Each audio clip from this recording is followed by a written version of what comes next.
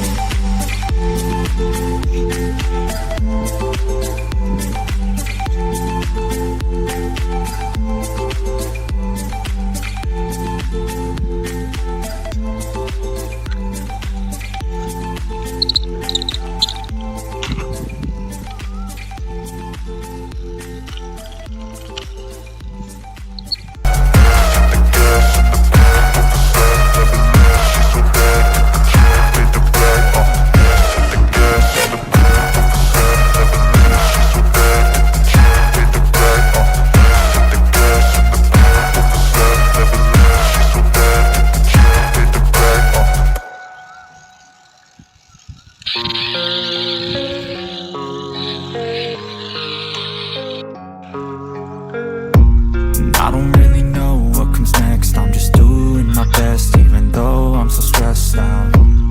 Everything just feels like a test that I fail, so depressed when I can't seem to get out. But something deep inside won't let me quit. I swear that I'm inspired by all this shit. Tell me that I can and I won't. That's what guides me the most. Your lies, I'll do what I want.